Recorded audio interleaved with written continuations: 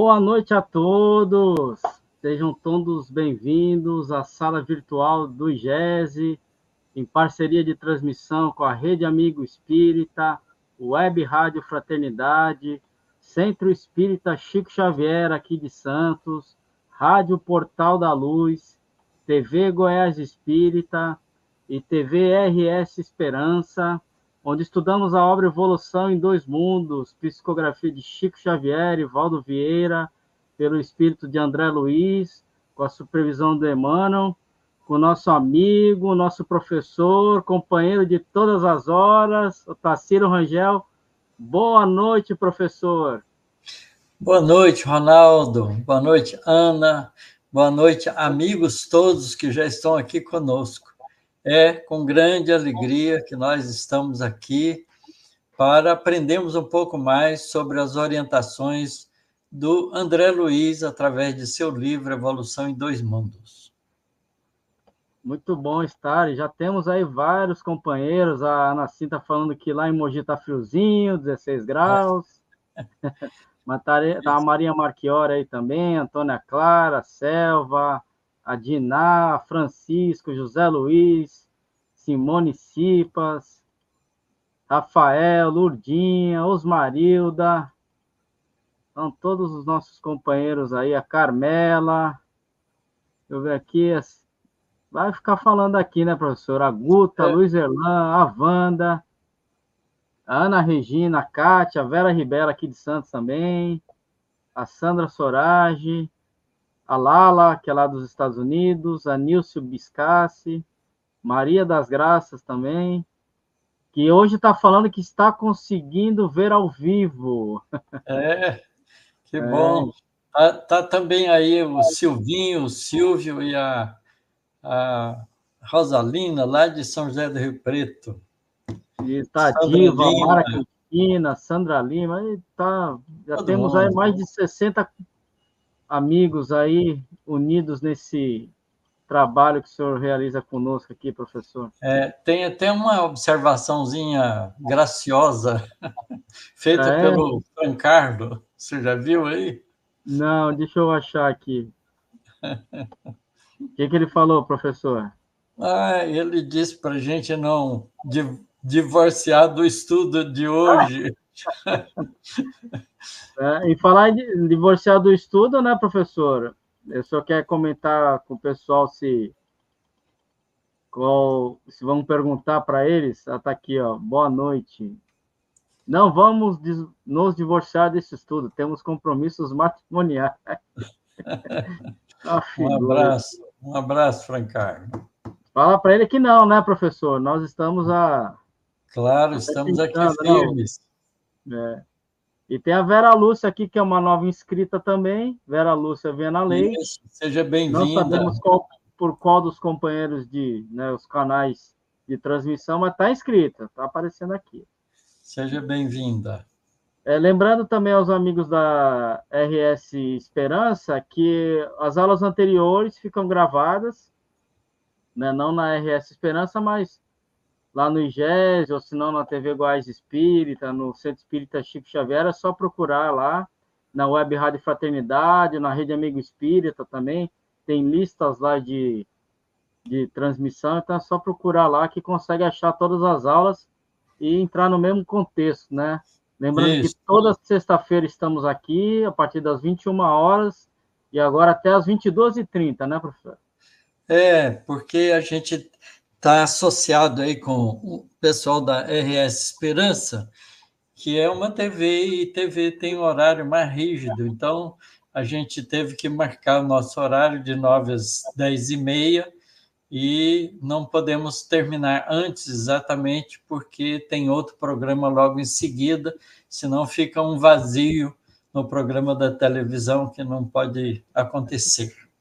Então, podemos aproveitar. Alguém já perguntou se podia fazer uma pergunta. Foi a Olga perguntar alguma outra coisa fora do estudo. A gente pode deixar mais para o final, pode sim. Legal. Semana passada tinha até que correr no final, né, professor? Pois é. O tempo foi curto, mas tá bom, assim que é gostoso, né? A gente tá aqui trabalhando e a gente nem vê a hora passar. É isso mesmo. Então, vamos lá, Professor, para fazer a nossa iniciar, prece. isso, por favor, só faz. Isto, claro. Queridos amigos, vamos aproveitar esses momentos que estamos aqui juntos. Vamos fazer um feixe de vibrações mentais, cada um de nós contribuindo com seu esforço, a fim de que esse feixe de pensamentos possa voar pelo universo em direção a Deus, como um feixe de raio laser que a gente pode fazer com os nossos pensamentos, buscando as forças superiores da vida que emanam do nosso Pai Celestial e que são conduzidas para o nosso planeta pelo governador espiritual de todos nós, esse querido amigo que nos ampara desde o nosso início evolutivo aqui no planeta, o nosso querido Mestre Jesus, a fim de que possamos aurir dessas energias, nos fortalecer, nos sentirmos capazes de vencer as dificuldades que a vida nos oferece, lembrando que todos nós somos herdeiros de Deus. Há uma frase bonita de Jesus a um dos seus discípulos, onde ele diz que Deus, como um Pai amoroso e bom, já distribuiu da sua herança igualmente para todos os seus filhos. E que cabe a nós aprendermos a tomar posse da parte que nos cabe, através do nosso esforço, do nosso trabalho, da nossa alegria de viver, da nossa capacidade de amar e desenvolver esse sentimento cada vez mais na direção de tudo que nos cerca, dos nossos irmãos em humanidade, dos animais, de todas as expressões da natureza, das nuvens, do céu, das estrelas.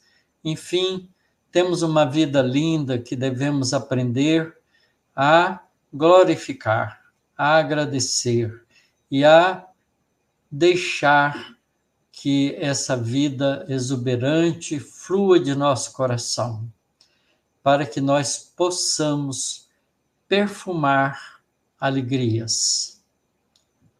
Como uma flor que perfuma o perfume agradável aos nossos sentimentos de olfato, que nós possamos perfumar a alegria que possa contagiar todas as criaturas à nossa volta. Agradecemos, Senhor, pela oportunidade de estarmos juntos e podemos estudar lições preciosas que nos chegam do mundo espiritual e de podermos criar cada vez mais balizas importantes para nortearmos a nossa vida em direção à plenitude espiritual que tanto desejamos. Abençoe-nos, Senhor, agora e sempre. Que assim seja. Que assim seja. Então vamos lá, professor. Hoje, vamos lá. Segunda parte, né? Capítulo 8, matrimônio e divórcio. Isso, nos livros mais antigos é o capítulo 28, matrimônio e divórcio. Então, essa também é uma lição que começa com uma pergunta que provavelmente algum de nossos irmãos ou os próprios médiuns dirigiram ao espírito André Luiz.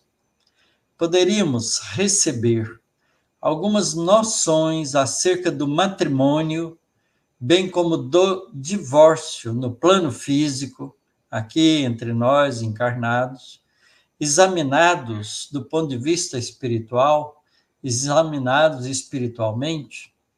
É uma pergunta importante, porque nós sabemos que as uniões que fazemos ainda no planeta Terra são muito frágeis, cheios de problemas e dificuldades, porque nós não sabemos ainda enfrentar os programas de desafios que a vida nos oferece para caminharmos juntos.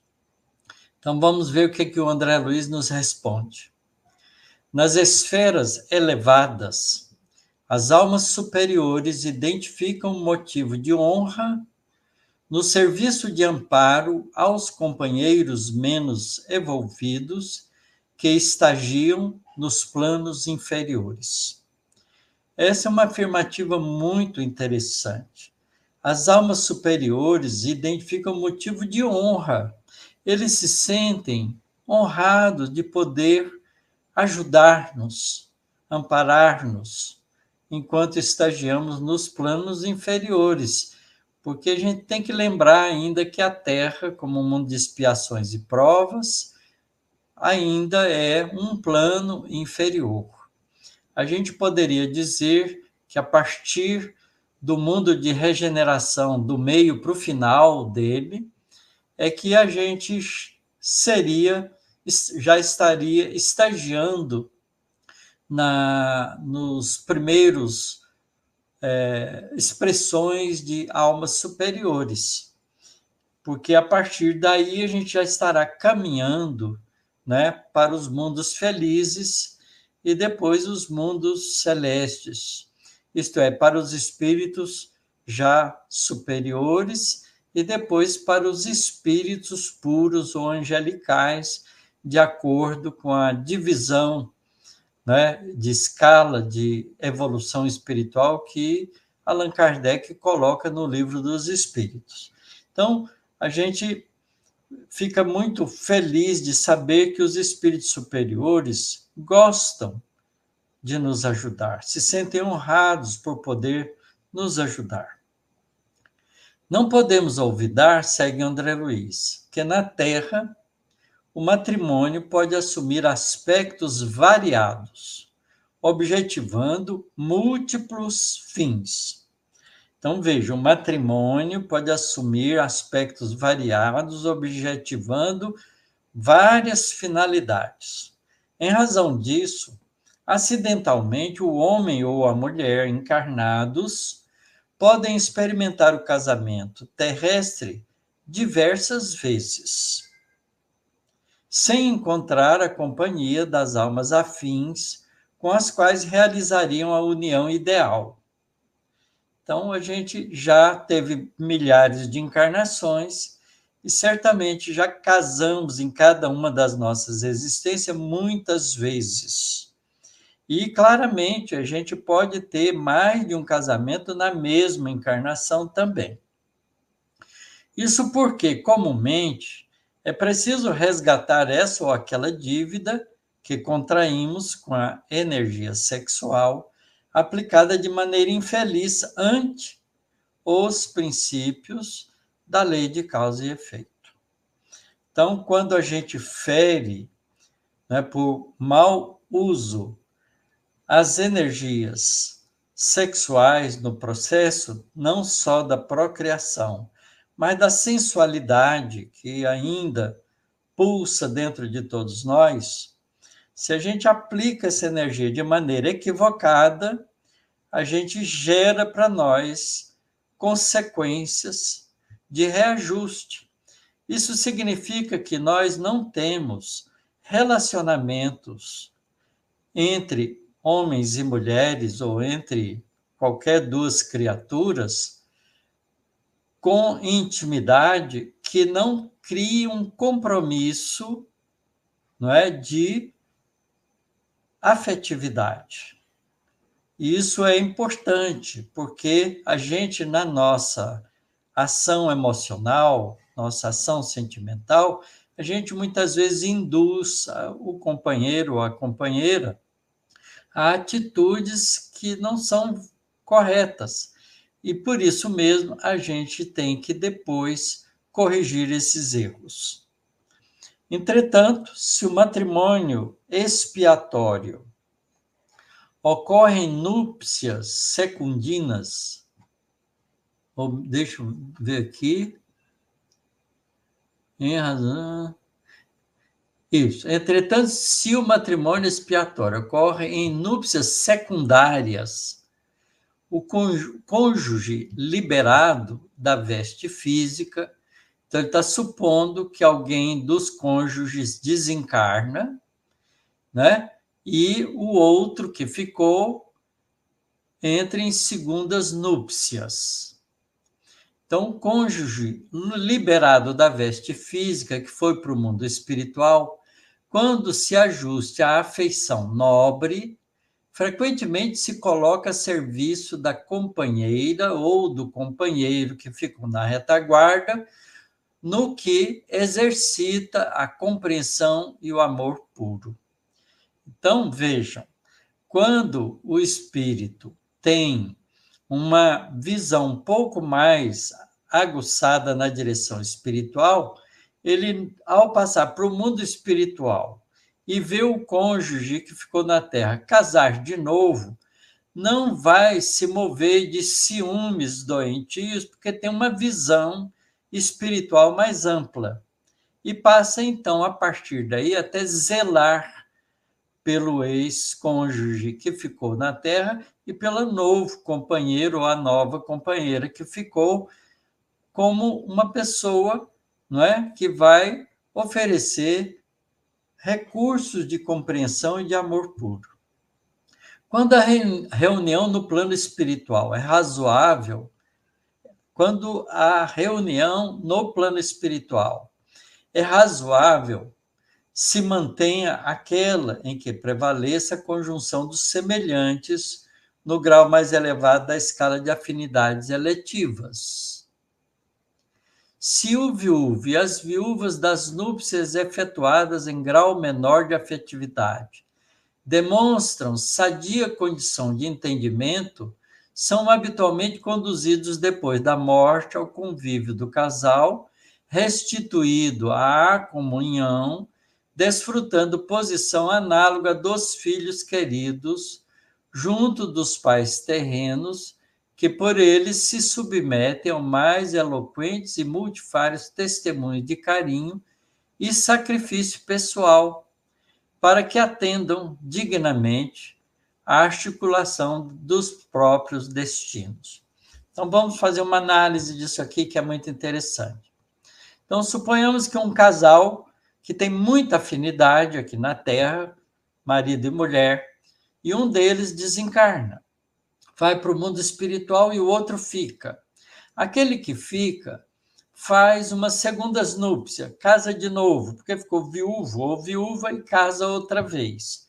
Se nesse casamento a afinidade entre os novos, o novo par, não é uma afinidade muito ampla, às vezes faz isso como um processo de reajuste de coisas anteriores por causa do reencontro, não é? Então, quando esses dois exercem essa vida em comum, o que foi para o mundo espiritual, se tem compreensão espiritual, vira uma espécie de anjo da guarda dos dois, um espírito familiar que cuida dos dois, não é? Exercitando com isso também o amor desprendido, o amor mais puro. Quando os dois que ficaram na Terra desencarnarem, voltando para o mundo espiritual, os dois cônjuges primeiros podem reativar a sua conexão para continuar como companheiros no mundo espiritual. E aquela outra ou aquele outro que entrou como segunda núpcia vai fazer parte do grupo familiar como um filho, como um irmão, como um parente querido, né, que se agrega ao grupo como um grupo de espíritos que vão desenvolvendo afinidade, sem nenhum problema de atritos, porque o amor espiritual é um amor doação, não é um amor cobrança, não é um amor egoístico como nós fazemos no mundo físico. Não é um amor ciumento, né? Possessivo. Então, isso se dá com muitos casais, mas o contrário pode acontecer dependendo do nível evolutivo dos espíritos, que é o que ele vai falar agora. Contudo,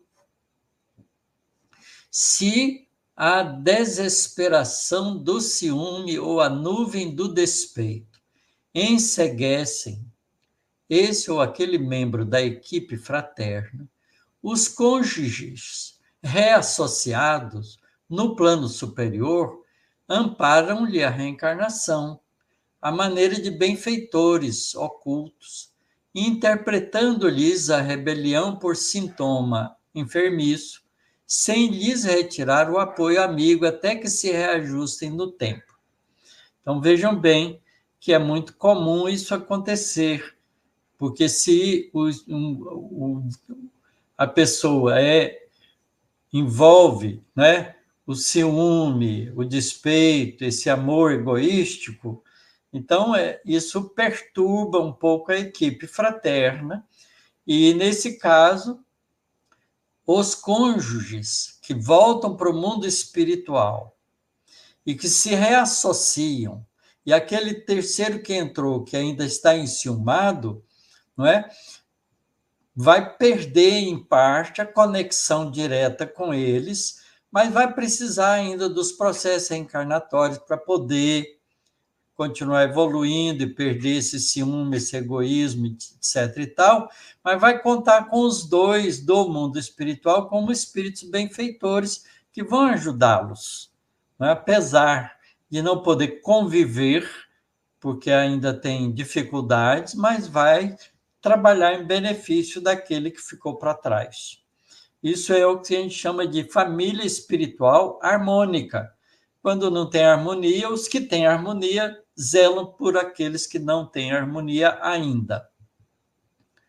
Então, seguindo, ninguém veja nisso inovação ou desrespeito ao sentimento alheio, porquanto o lar terrestre enobrecido, se analisado sem preconceitos, permanece estruturado nessas mesmas bases essenciais, de vez que os pais humanos recebem muitas vezes no instituto doméstico, por filhos e filhas, aqueles mesmos laços do passado, antigos maridos ou mulheres, com os quais atendem ao resgate de antigas contas, purificando emoções, renovando impulsos, partilhando compromissos ou aprimorando relações afetivas de alma para alma.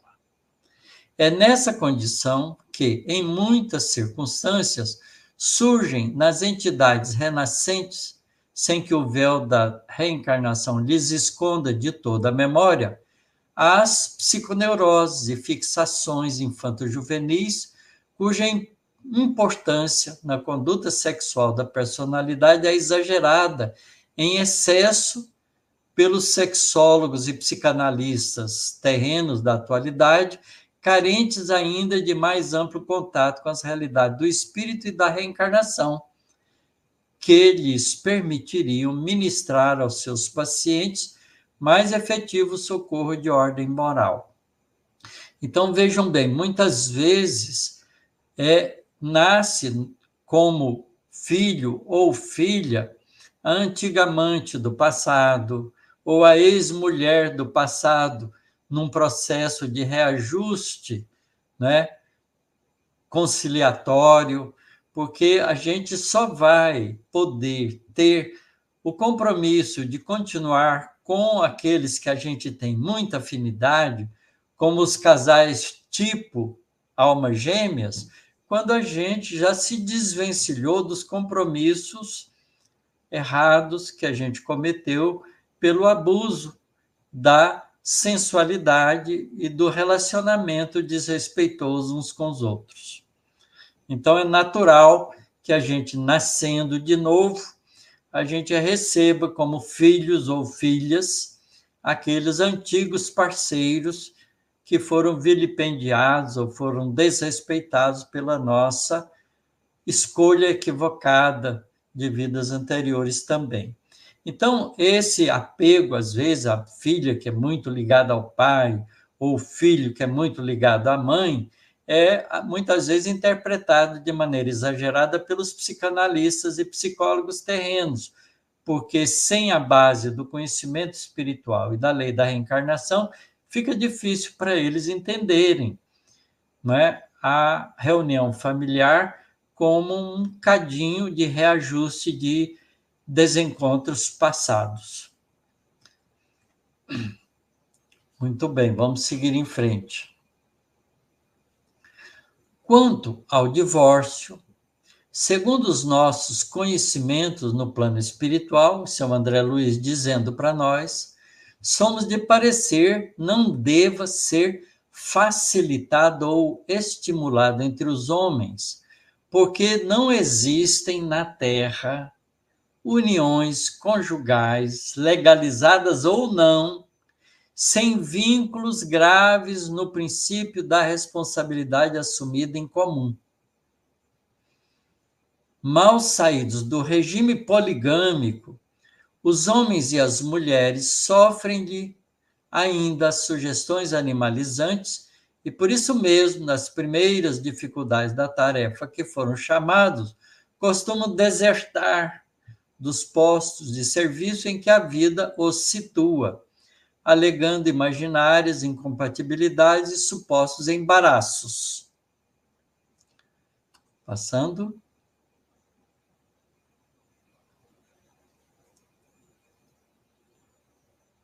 Passou muito.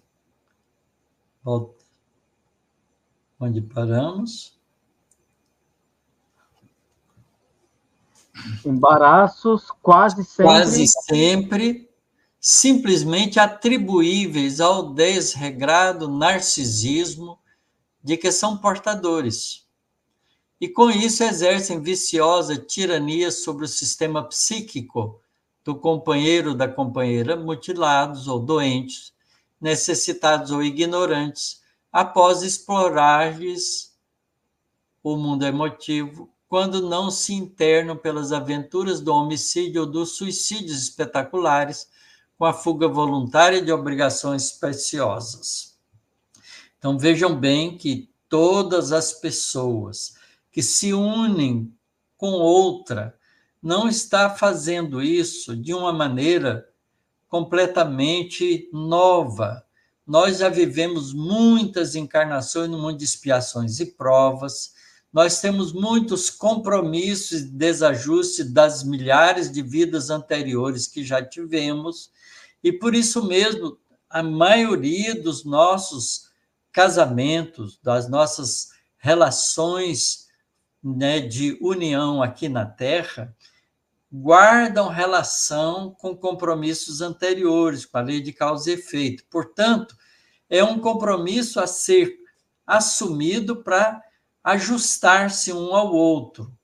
Quando a relação fica muito complicada, que aparece desencontros violentos e agressivos, a gente tem que tomar um certo cuidado, porque dentre os males o menor. Então, às vezes, nessas condições, vale a pena a separação. Mas se puder ser tolerado um pelo outro e fazendo o esforço de se reaproximarem, o desejável é isso, não o divórcio, porque assim o compromisso é levado a bom termo. Então, o André Luiz está dizendo que não há relacionamento entre duas pessoas que não crie compromissos de responsabilidades. E julgar esse compromisso de responsabilidade no chão é adiar o problema para o futuro. Portanto, é preciso que a gente faça um esforço sempre de salvar as relações homem e mulher, casal, família, enquanto a gente pode, porque se a gente salva, a gente se liberta. Se a gente não salva, muitas vezes a gente adia o problema para a encarnação seguinte. Certo? Então, mas a gente tem que tomar cuidado, né? Porque numa situação que a violência ou que é uma situação de muita agressividade, é preferível, então, que a separação seja feita para evitar males maiores. Vamos continuar, que ele vai falar sobre isso também. É imperioso, assim, que a sociedade humana estabeleça regulamentos severos a benefício dos nossos irmãos contumazes na infidelidade aos compromissos assumidos consigo próprios, não é? A benefício deles, para que se não agreguem a maior desgoverno e a benefício de si mesmo a fim de que não regresse à promiscuidade aviltante das tabas obscuras, em que o princípio e a dignidade da família ainda são plenamente desconhecidos. Entretanto, é imprescindível que o sentimento de humanidade interfira nos casos especiais, em que o divórcio é o mal menor que possa surgir entre os grandes males pendentes sob a fronte do casal, sabendo-se, porém, que os devedores de hoje voltarão amanhã ao acerto das próprias contas. Então, essa lição é uma lição muito interessante, porque ela mostra, do ponto de vista espiritual, a nossa responsabilidade com o relacionamento. Quer dizer, não há relacionamento fortuito que se quebra sem deixar marcas psicoemocionais uns nos outros e que precisam depois ser cuidadas, tratadas. Então, é preciso que a gente tenha um relacionamento afetivo com a responsabilidade do respeito ao sentimento daquele que é parceiro da gente. Então, aventuras, traições, tudo isso são atitudes que ferem o sentimento uns dos outros e geram problemas. É preciso que a gente se dê conta dessas atitudes quando toma e volte atrás e tenta se corrigir, peça desculpas e entre num comportamento de ação correta para tentar salvar a vida de relação.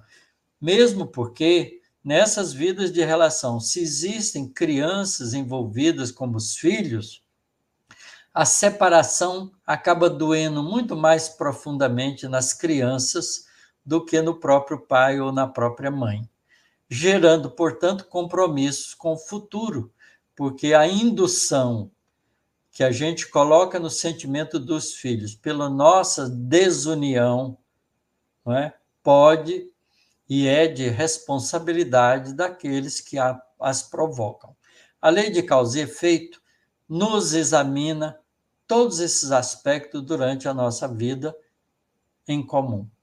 Então, é importante que a gente entenda isso e faça valer, quando a gente assumir o compromisso de vida de companheirismo, que a gente faça valer a nossa responsabilidade com o compromisso assumido.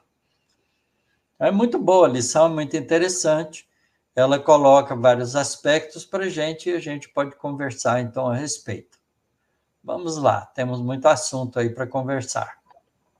O pessoal ainda está pensativo, professor, nas colocações aqui, mas tem um comentário da Kátia, ela colocou assim: sem o conhecimento da reencarnação, fica difícil o entendimento da vida na sua finalidade e grandeza. E é verdade mesmo.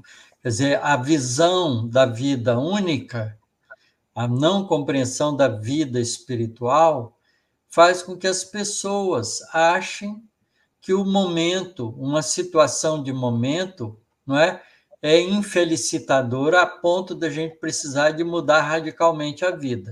Às vezes, não é um diálogo, uma conversação e uma atitude correta, honesta, sincera, diante do mal entendido ou do mal, né, dos equívocos assumidos, pode resolver o problema, pode atenuar as dificuldades e fazer com que a vida de relação chegue a um bom termo.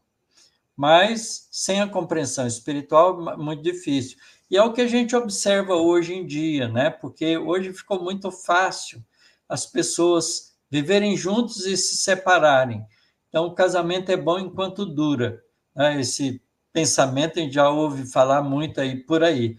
O casamento é bom enquanto dura. Quer dizer, a gente tem que fazer o casamento durar todo o tempo necessário. Isso que é o importante. Mas, sem uma visão espiritual, as pessoas pensam só: eu tenho direito de ser feliz, não sou feliz com o meu companheiro ou com a minha companheira, vou arranjar outro. E, às vezes, até arranja outra antes de terminar, de encerrar o compromisso com aquele primeiro, criando, portanto, sentimentos desagradáveis, que são interpretados como traições sentimentais. e isso machuca o ser espiritual e pode deixar mágoas profundas que podem durar muito tempo. E aqui, professor, tem aquela pergunta da Olga, que ela falou que seria fora de contexto. Alguém afirmou em um grupo de estudo que as curas de Jesus foram todas programadas e uma samaritana o procurou e não atendida porque não estava programada. Isso procede? Nunca ouvi ou li sobre isso. Eu também nunca li ou ouvi sobre isso.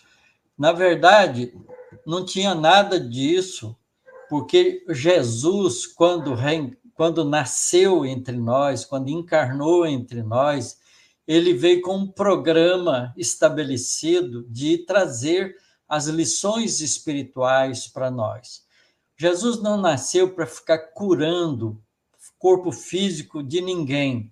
Ele nasceu para poder nos ensinar os valores espirituais profundos que nos auxiliariam a acelerar o nosso processo evolutivo, se a gente seguisse esses ensinamentos. Mas, obviamente, que um espírito da grandeza de Jesus, quem está longe de imaginar, não deixaria de atender o sofrimento das criaturas dentro das leis divinas, porque Jesus, como ele mesmo disse, ele não veio, não é, mudar a lei, mas dar cumprimento à lei de Deus. Ele então não veio fazer modificações nas leis divinas, ele veio dar cumprimento a elas, fazer a gente entender das leis que a gente tinha, quais eram as divinas e aquelas, ele veio dar cumprimento a elas. Ele fala isso no Sermão do Monte. Então, obviamente que quando ele encontra uma pessoa que está em sofrimento, mas que está já na sua atitude espiritual adequada para seguir o caminho mais liberado do sofrimento, porque já tinha pago acertado as suas contas com a consciência já razoavelmente bem, ele libertava aquela pessoa daquela doença. Mas quando a pessoa tinha compromissos ainda sérios, ele não curava, porque a cura seria prejudicial àquela pessoa. E Jesus nunca fez nada que pudesse prejudicar qualquer pessoa. Então, a gente tem que entender essas curas que Jesus fez com esse ponto de vista. Mas a gente lendo o Evangelho de Jesus, a gente vê que tem alguns daqueles pacientes que foram curados que, na verdade, eles não necessitavam daquele problema físico que tinha, mas nasceram com aquele compromisso para, encontrando Jesus, pudesse ser instrumento do bem. Há, por exemplo, uma cura que Jesus faz, que os discípulos depois perguntam a Jesus assim: Mestre, esse que você curou, não é? Quem foi que errou? Foi ele mesmo ou o pai dele, os pais dele, né? E Jesus diz que nenhum nem outro, mas ele veio para dar testemunho da vontade de Deus. Então, ele não nasceu, né, cego, eu não lembro, parece que era o caso de um cego. Aqui a minha memória não vai me ajudar muito, mas suponha que tenha sido cego, não é? Então, a cegueira, ele nasceu com a cegueira para encontrar Jesus e Jesus curá-lo. Estava num programa em que ele se submete a isso por amor. Mas não é todos os casos. Muitos foram curados porque precisavam da ajuda. Lembra, por exemplo, da mulher que tinha sangramento há mais de 13 anos. Não é? Ela já estava tão firme, tão confiante, já tinha feito tanto esforço para se libertar da doença, que ela já pediu ali, com a fé muito forte, que se ela tocasse nas fímbrias da túnica de Jesus, ela se curaria. Então, ali, a fé dela, a confiança dela e a disposição dela, né, de buscar os valores espirituais, dá a ela a condição de se libertar da doença que ela acabou se libertando mesmo. Então, veja que isso aí funciona dentro da lei de causa e efeito, dentro da lei de misericórdia divina, mas sem violação das leis de justiça divina, certo?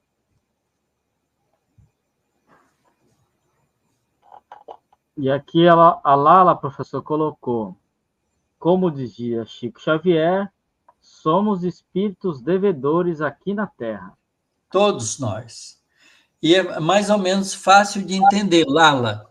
Sabe como? Fazendo umas continhas, assim, mais ou menos rápida. Outro dia eu assisti uma palestra de Jorge Alahá e eu gostei muito da conta que ele fez. Ele disse o seguinte: vamos pensar na nossa humanidade, a humanidade terrena.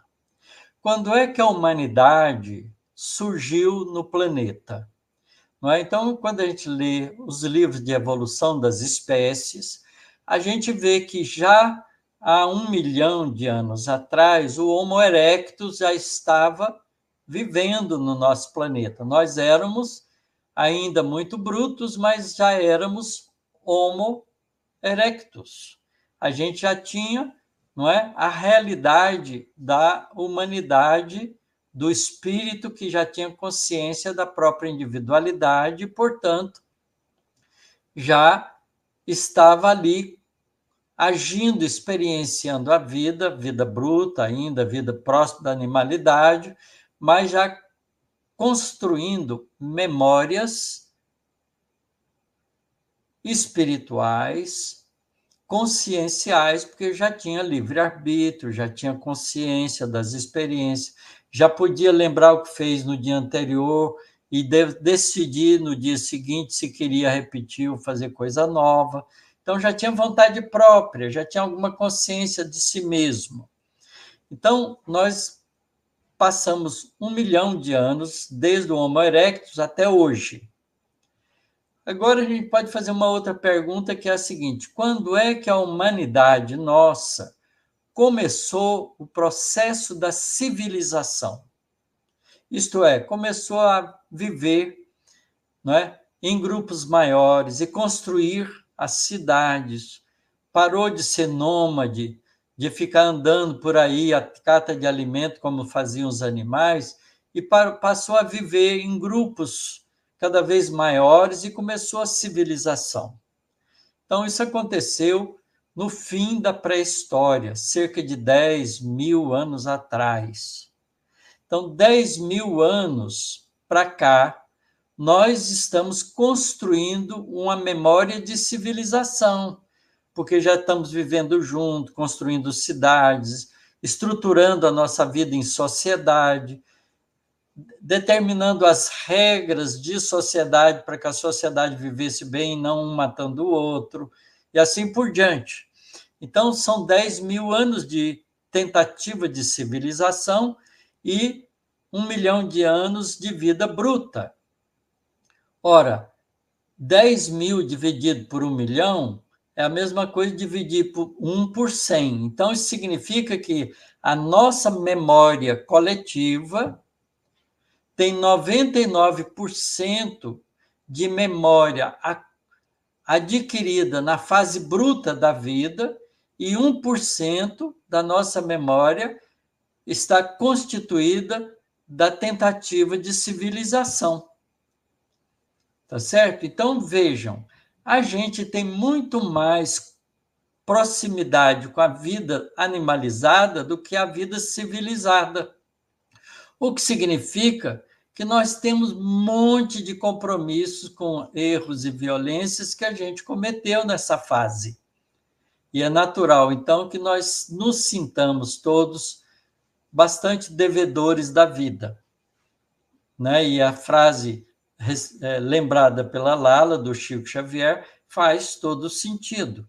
Agora, nós estamos nesses últimos momentos, né, nesses dos 150 anos de doutrina espírita, revivendo o Evangelho de Jesus, tentando criar uma memória cristã, nos esforçando para melhorar o nosso comportamento. Então, daqui mais 1.000, 2.000, 5.000, 10.000 anos de exercício, nós teremos mas um tanto de memória boa, construída pelos valores de tentativa de ação espiritual. Portanto, a gente vai se sentir muito melhor daqui 1.000, 10.000 anos. Tá certo? É por isso que o processo da regeneração não se faz de repente, se faz criando memórias no bem, através de várias encarnações.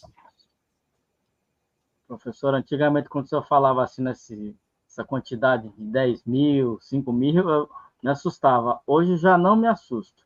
Porque nós somos espíritos imortais, a gente É, vai então, entendendo isso, vai se sentindo eterno. eu tô nessa fase agora, professor. Eu lembrei de um caso aqui, mas vamos primeiro da Diná. A Diná colocou assim: Emmanuel, nesse caso, teria que voltar para acertos com Lívia? Quando a Lívia, não é, tiver disponível para isso, porque ela está muito mais evoluída do que ele. Mas ele não precisa acertar com ela, porque ela já perdoou ele há muito tempo, com certeza. Então, ele precisa acertar isso com a consciência dele. Se ele teve outras encarnações e tratou, se ele casou e tratou bem as suas esposas, ele está se reconstruindo nele, não é, os valores espirituais de volta.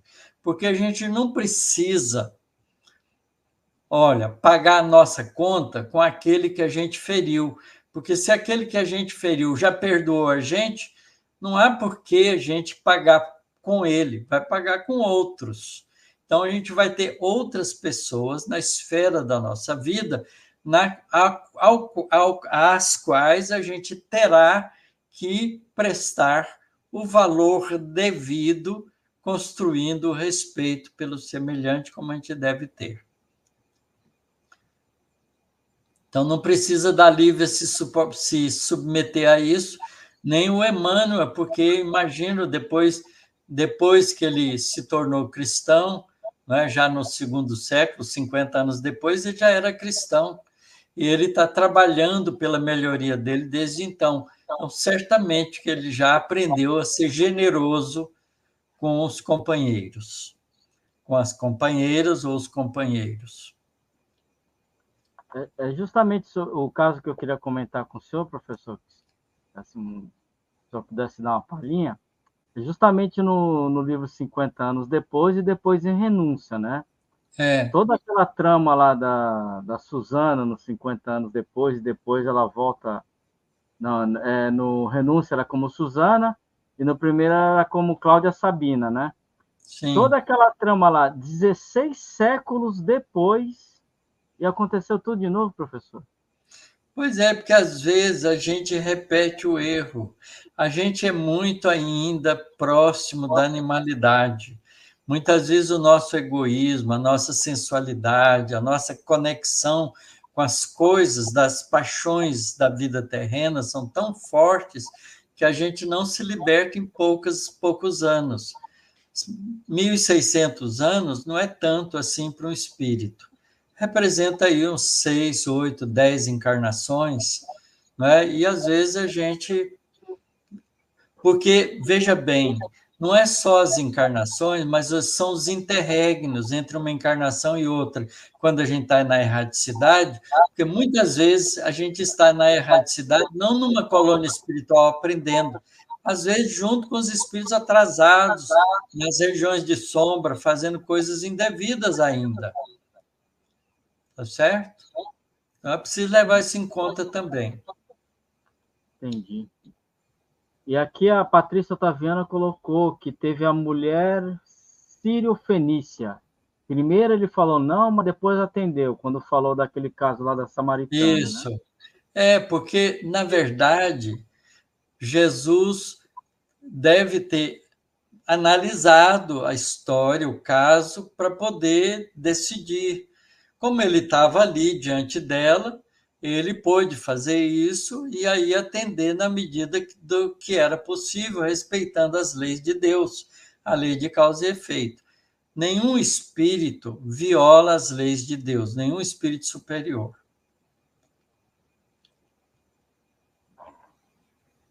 E aqui, professor, nossos companheiros ajudaram, falou que foi o cego de nascença, foi o Isso. Benedito, e a Selva colocou Bartimeu, cego de É, o nascença. cego de nascença, o Bartimeu, foi curado por Jesus na verdade, ele nasceu cego para seguir, vir com Jesus e ser curado por ele. Mas ele não precisava da cegueira. Jesus colocou que não foi nenhum nem outro, né? Foi para que É, se cumprisse as leis. sim, E para aqui, dar cumprimento às leis de Deus. e aqui tem uma colocação da Soraya, da Sandra Sorage. Ela colocou: professor, às vezes manter um casamento tóxico traz trauma para os filhos. Tem um irmão que viveu com a ex-mulher e as 3 gravidez não foram planejadas, nem tampouco desejadas. Consequência: 3 filhos problemáticos, todos necessitando de terapia e psiquiatria. Meu irmão casou outra vez e é evangélico radical. Enfim, não sei ter uma opinião sobre questões de convívio matrimonial. Os convívios de matrimoniais são complexos mesmo, Sandra, porque a gente não está na intimidade nem do um nem do outro. Quando acontece com a gente sabe analisar um pouco o lado da gente, mas nem sempre sabe analisar o lado do outro, porque a gente acha que conhece o outro, mas não conhece, porque a gente mal conhece muito mal a gente mesmo. Então, é muito difícil fazer uma análise de valor. Por isso, o livre-arbítrio é uma garantia, porque a lei de causa e efeito está aí para corrigir as escolhas erradas e, e valorizar as escolhas certas, né? Porque a lei de causa e efeito tanto vem para o bem quanto vem para os compromissos equivocados.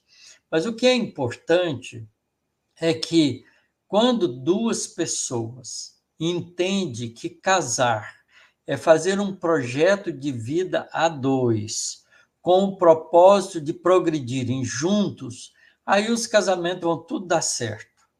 O problema é que as pessoas não casam com esse propósito. A gente sempre transfere para o outro o dever de fazer gente feliz. É muito comum isso. Finalmente encontrei o homem da minha vida. Finalmente encontrei a mulher da minha vida. Essa vai me fazer feliz. Como se os outros tivessem a obrigação de fazer gente feliz. Não é assim que as coisas funcionam. Quando a gente aprender que felicidade é uma conquista feita indivíduo a indivíduo, e que pode ser partilhada entre 2 ou mais, aí as coisas vão mudar de figura, não é? Mas a gente casa muito no impulso da paixão, no impulso da sensualidade. A gente olha o outro, é assim que essa moça é linda, né? Se for feia não serve, tem que ser linda, né? E o homem tem que ser maravilhoso. E a gente então fantasia com as aparências da vida terrena os nossos relacionamentos. E a gente acaba criando dificuldades por causa disso. Não casamos porque resolvemos assumir um compromisso de progredir juntos, enfrentando os desafios da vida. Aquele negócio que o padre lá fala quando casa num casamento religioso, né? Na alegria e na tristeza até que a morte nos separe, é pura balela, porque as pessoas, quando prometem aquilo, não estão pensando nem na alegria, nem na tristeza, nem na dor, no sofrimento, né? E nem está pensando até que a morte nos separe. As pessoas estão vivendo o momento. Então, a gente não planeja espiritualmente o casamento, a vida de relação, como um projeto de vida, não é? É como uma união fortuita. Se der certo, eu levo para frente. Se não der, eu separo. Às vezes as pessoas já casam com essa ideia. Se não der certo, eu separo. Quer dizer, nem bem começou, já está predisposto à separação. Então, essa futilidade de pensamento é que leva também aos desajustes entre as pessoas, porque nenhum dos dois está fazendo esforço para fazer o outro feliz. A gente quer que o outro faça a gente feliz, mas a gente está querendo a gente fazer o esforço de fazer o outro feliz. No namoro é tudo diferente, né? Você dá florzinha, dá presente, você se arruma bonitinho, cheirosinho para poder encontrar o outro, não é? Depois que casa, fica naquele relaxo, ninguém liga para ninguém, quer dizer, parece que são duas pessoas que nem passaram pela experiência do conhecimento, não é? Que levou os dois à euforia do casamento. É triste isso, né? Então, aí eu tenho uma teoria, a gente devia fazer assim, a gente devia namorar, casar e ficar noivo o resto da vida. Porque se a gente ficar noivo o resto da vida, a gente cultiva esse noivado com carinho, com atenção, com respeito um pelo outro, até o fim da vida.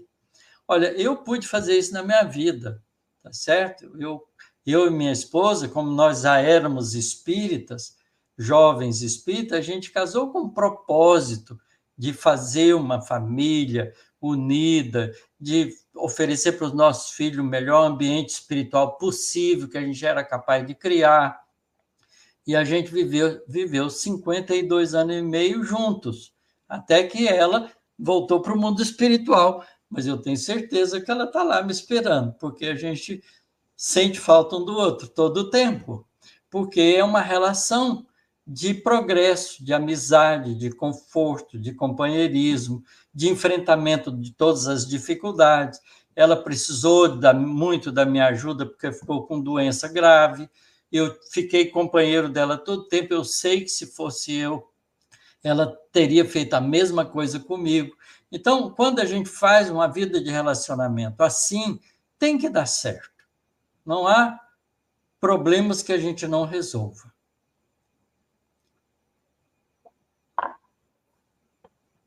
E aqui, professor, tem uma colocação do José Aristides. Uma pergunta. Do ponto de vista da lei de causa e efeito, em alguns casos, não poderia o divórcio fazer parte de um programa espiritual tal qual o casamento? Em princípio, pode, José, mas é muito mais raro do que a gente imagina, porque a vida na Terra é muito curta para a gente acertar contas de coisas erradas. Mas é natural que você, por exemplo, case com uma pessoa que você vilipendiou em vida anterior. Suponha que a gente teve uma experiência numa vida anterior e desrespeitou o companheiro ou a companheira. Agora nasce junto para reconstituir isso e cuidar. E aí vamos supor que você chegue e leve até um bom termo do casamento, não é? Sem briga, sem desentendimento, e as duas pessoas até se sentem amigos de viver junto, mas não quer mais continuar a vida junto, porque cada um que gostaria de ter suas experiências diferenciadas e de comum acordo, sem briga, sem violência, sem nada, resolve separar. Então, isso não deixa marcas para a vida futura, porque você não está fazendo um processo de agressão. Então, nesse caso, o divórcio é uma coisa natural, porque o casamento é um contrato entre duas pessoas, do ponto de vista social. Agora, do ponto de vista espiritual, o casamento deveria se dar por afinidade, isto é, por verdadeiro amor. Então, enquanto a gente não aprender, não é, fazer do consórcio entre duas pessoas o amor verdadeiro, a gente vai fazendo os arranjos que a gente pode fazer. E é possível que a gente possa chegar a um momento em que duas pessoas, olha, você tem uma vida, nós somos muito diferentes, a gente não briga, não tem ninguém compromissado, nós não vamos prejudicar filho nenhum, porque a gente não tem, então vamos cada um seguir o seu caminho, pode fazer isso sem problema nenhum. E continuar amigo, sem briga. Isso aí não cria litígio para o futuro.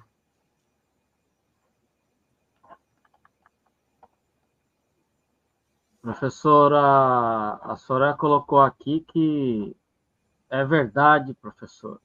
Tudo aquilo daquela pergunta lá que ela fez. E aqui É certo. O Paulo Henrique colocou aqui.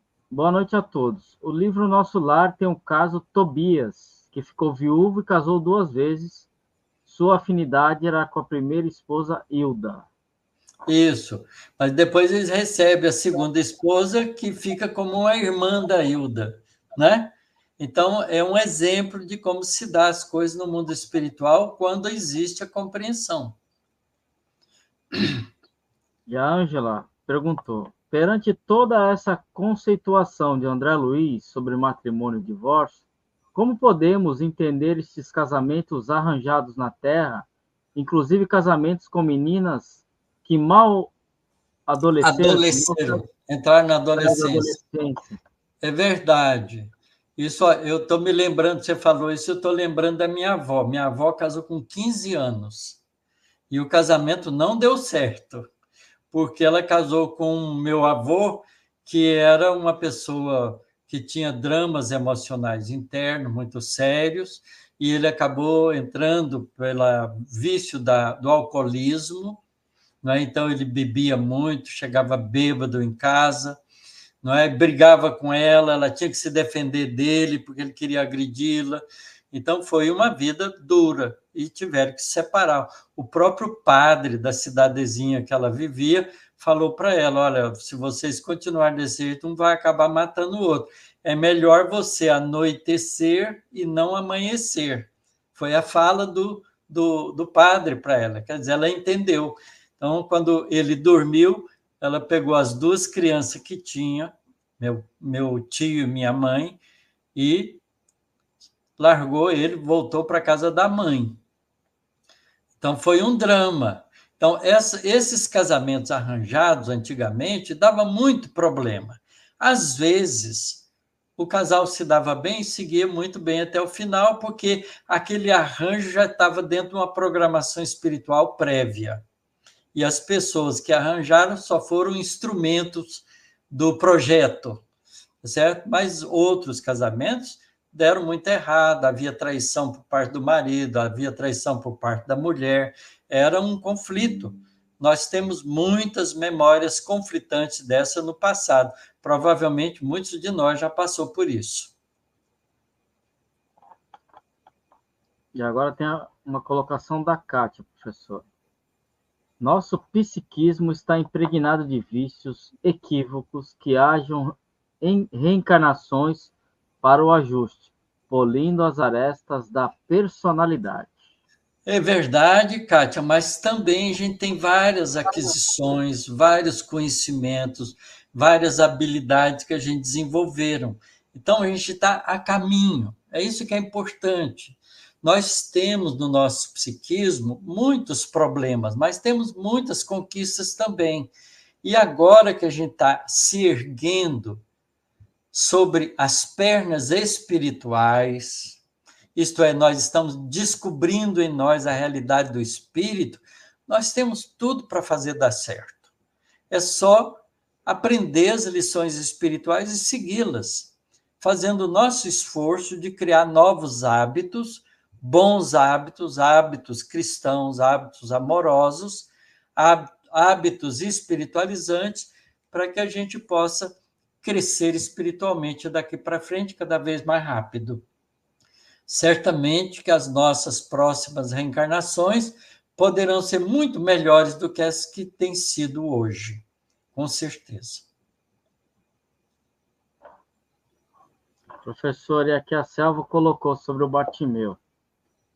Bartimeu nos dá a ideia de que nem sempre o sofrimento é expiação, pode ser missão. Pode, às vezes, um espírito bondoso nasce numa família com problemas de deficiências físicas para servir de exemplo de reerguimento moral da família.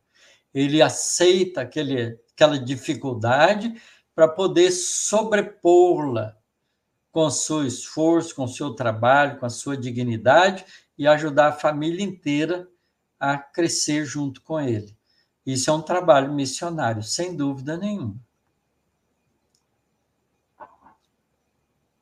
E o Francarlo, professor, ele colocou uma pergunta, colocou assim: me parece que a sexualidade é a grande vilã dos relacionamentos, mas nós fomos frutos dela há milênios. Como evoluir? O que mudar? Mas depois ele colocou Aprender. assim, ó, professor, já me respondeu, mas é bom se eu Mas, colocar. o Francar, é fazer o esforço de mudar a si próprio. Todos nós temos muitas dificuldades ainda, a maioria de nós, com o sexo. O sexo ainda é um impulso forte na gente, mas a gente tem que, não é, administrar isso em nós para não criar oportunidades de compromissos desnecessários. Então, a gente tem que fazer esforço de autocontrole, não é?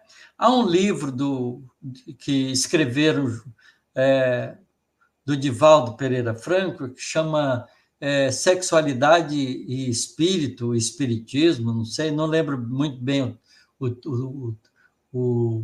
o título, mas é escrito por alguém junto com o Divaldo, sobre a vida do Divaldo, porque ele teve esse confronto, ele teve que se desafiar, porque ele não casou. E nem pelo fato dele não ter casado, isso significa que ele poderia ter uma vida de sexualidade livre? Claro que não, porque se ele arranja parceria sexual, ele está criando compromissos afetivos. Então, ao invés disso, ele fez um esforço de autocontrole, tanto ele quanto o Chico Xavier, quanto a Ivone Pereira, que também não casou.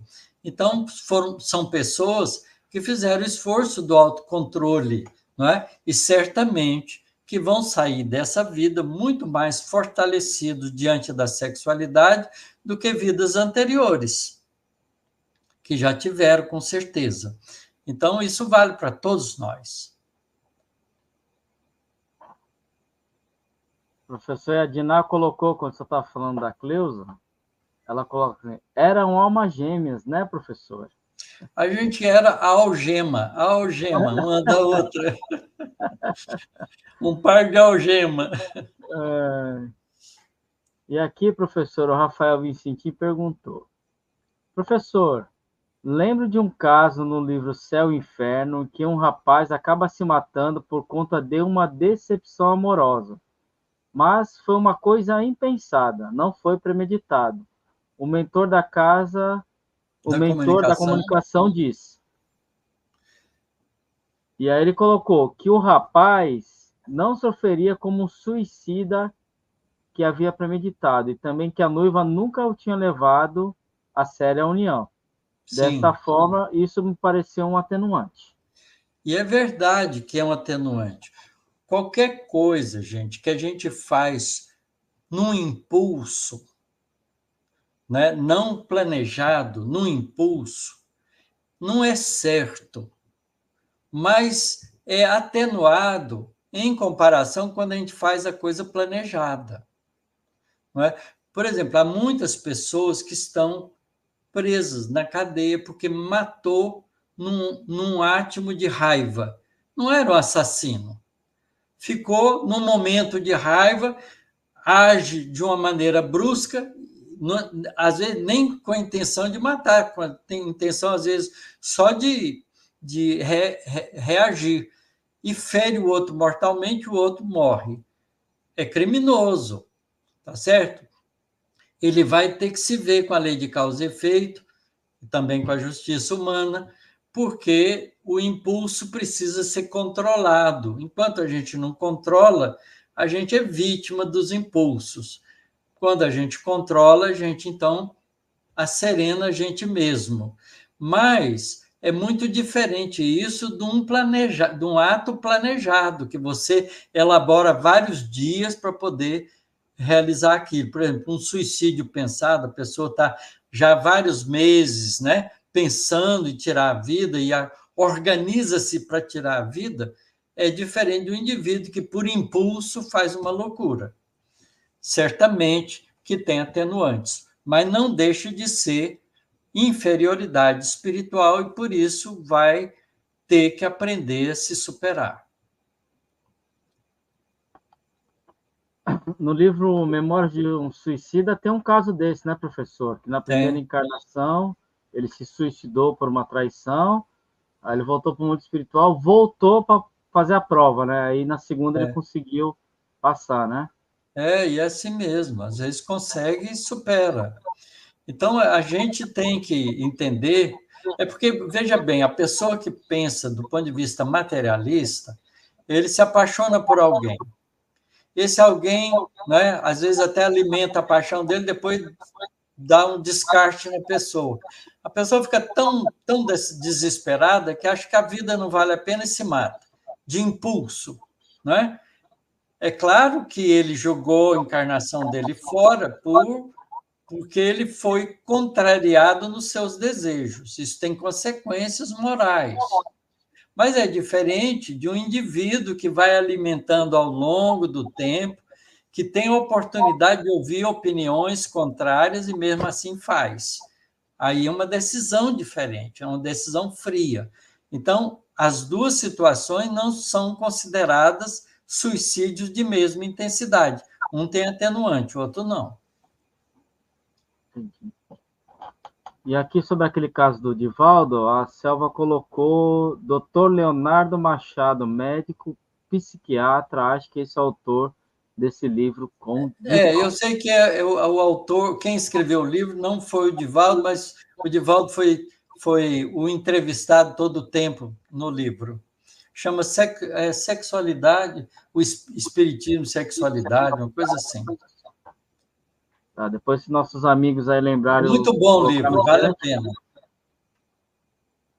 Aqui, professor, a Lala colocou: professor, de acordo com a visão espírita, como foi a criação do planeta Terra? Deus criou em 7 dias, como dizem muitas religiões? Quanto ao surgimento de Adão e Eva, o senhor poderia nos explicar? Eu até posso, Lala, mas eu vou te indicar um livro para você ler que tem a história espiritual da Terra. Muito bonito, chama A Caminho da Luz, escrito pelo Espírito Emmanuel, ditado e psicografado pelo Chico Xavier. A Caminho da Luz. É a história de formação do sistema planetário e do desenvolvimento do planeta Terra, do aparecimento da vida e do desenvolvimento até o ser humano e assim por diante. Ele é um livro que complementa, o que ajuda, junto com o livro Evolução em Dois Mundos, que nós estamos lendo do André Luiz. Os dois livros dão uma visão mais ou menos completa para a gente, né? Até onde a gente pode entender dos processos evolutivos de um sistema planetário. Então, vale a pena você ler o livro, tá certo? E você vai aprender, vai gostar muito, porque a leitura é muito agradável. A história de Adão e Eva é simbólica, né? A gente vai ver que a formação do sistema planetário solar, ele se forma a partir de uma nebulosa que é matéria cósmica, né? Que resultante de explosão de estrelas. Uma nebulosa tem átomos pesados, átomos leves, já bastante matéria produzida no núcleo das estrelas que explodiram, e ela então se condensa para fazer um sistema planetário.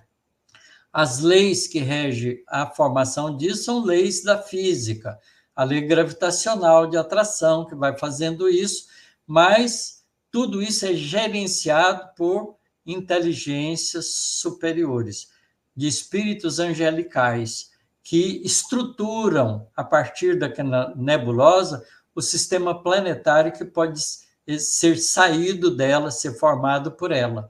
E assim foi feito o nosso sistema planetário solar, com os diferentes planetas que a gente tem, entre eles a Terra, e que Jesus assume a direção desse planeta desde a sua formação e vai projetar todo uma sequência de leis evolutivas, né, de processos evolutivos que vão se dar na Terra, com o esfriamento dela, depois com a precipitação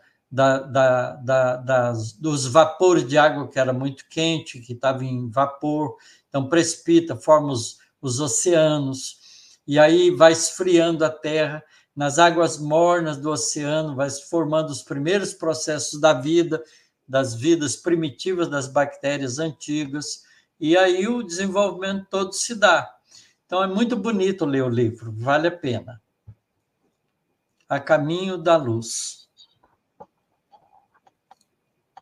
E o professor o Francalo colocou, com relação a almas gêmeas, minha avó, melhor invenção depois do Papai Noel.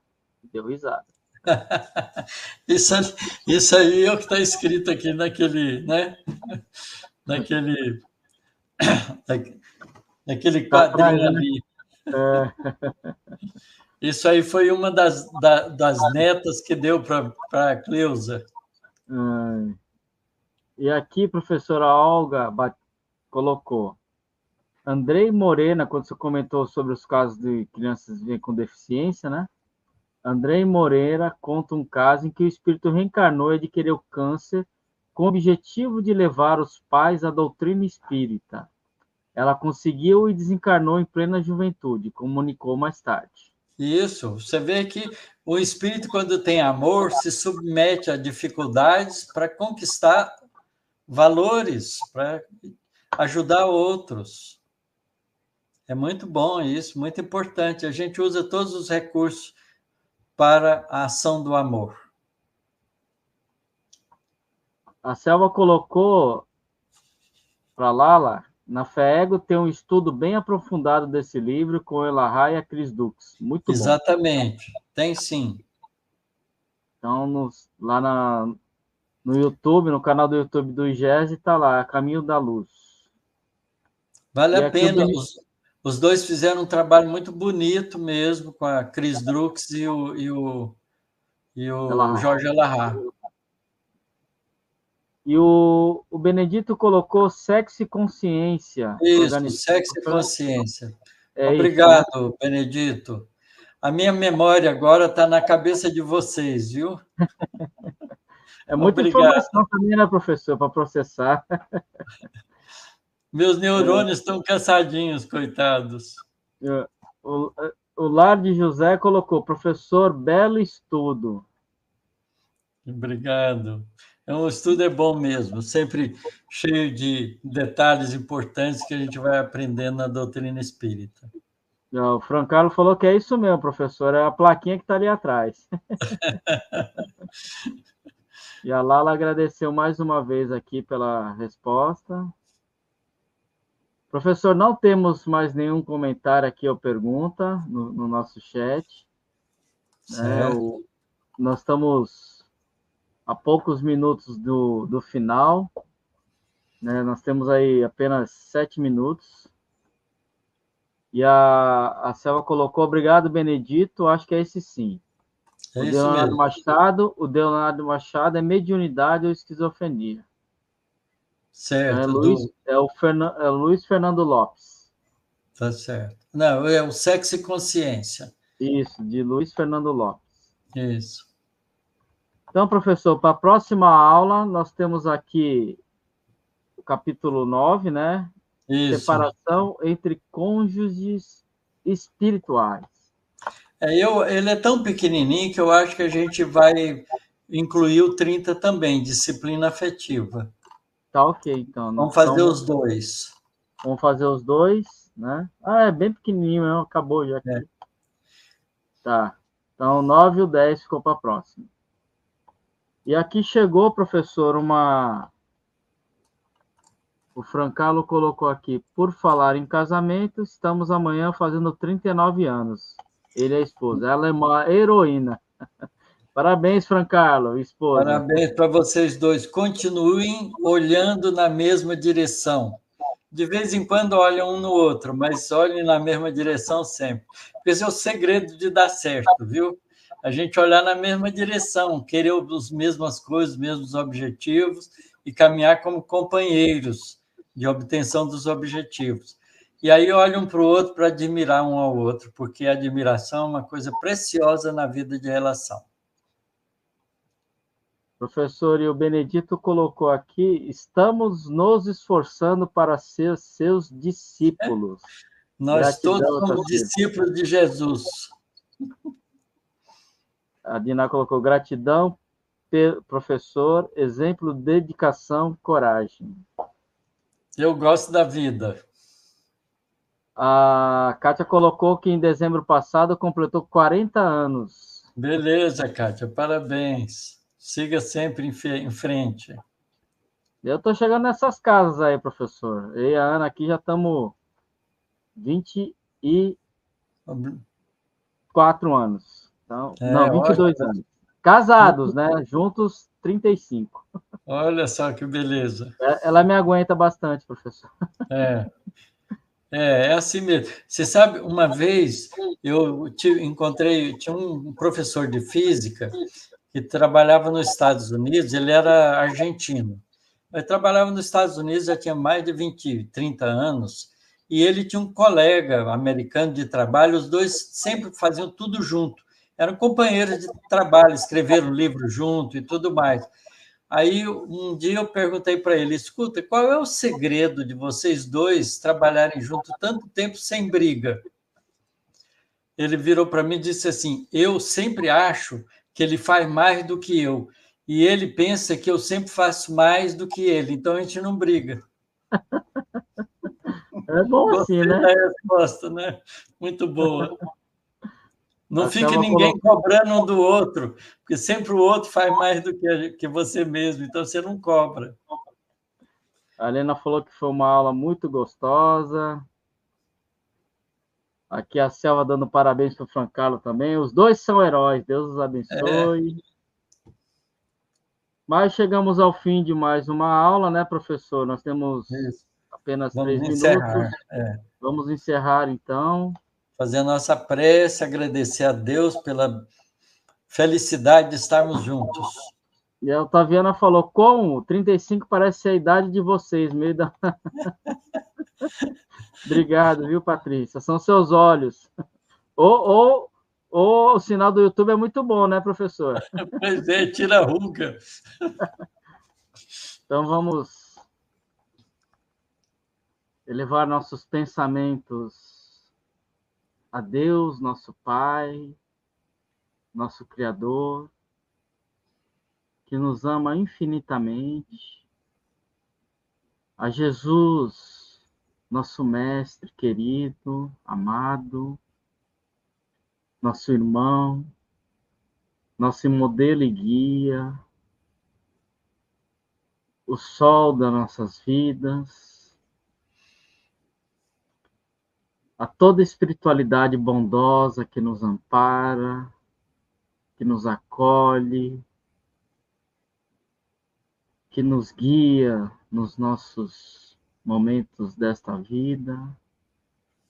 Agradecendo mais uma vez pela oportunidade de estarmos aqui encarnados, por estarmos aqui hoje reunidos em torno do Evangelho deixado pelo nosso Mestre, por essas lições trazidas pelos nossos amigos e irmãos Chico, Valdo e André Luiz,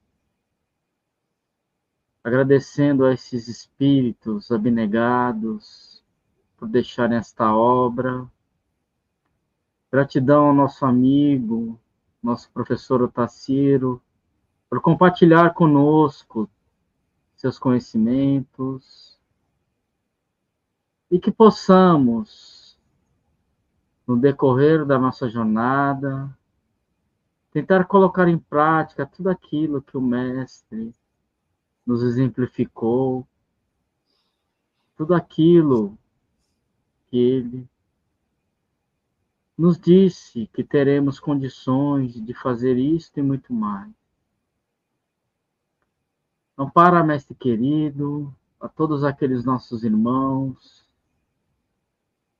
que ainda não te conhecem, que ainda não sabem buscar em ti o conforto para o fardo que carregam. Abençoe a todos os nossos irmãos em humanidade e que possamos continuar evoluindo, continuar aprendendo, mas acima de tudo, continuar fazendo tudo o bem que já podemos, todo o bem que está ao nosso alcance. Nos ampare, Mestre querido, nos proteja, permaneça conosco, que assim seja. Sim, seja. Muito obrigado a todos, fiquem todos com Deus e até uma próxima. Tchau, tchau, professor. Tchau, um abraço a todos. Tchau, tchau.